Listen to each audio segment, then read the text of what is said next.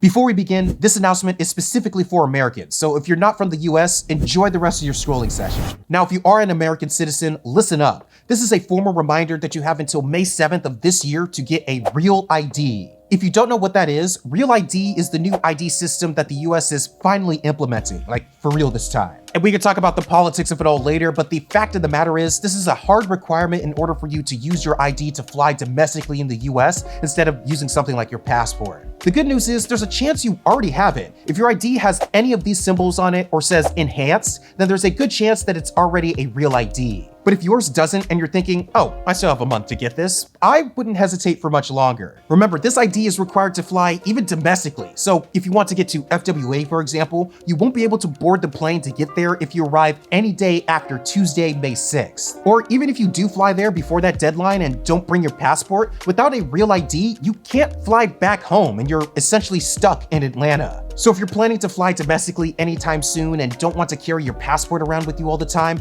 I'd get on your Real ID registration sooner rather than later. You could go to this website for instructions on how to do so in your state, and trust me, with the current state of this country, I'd start working on this if you haven't already.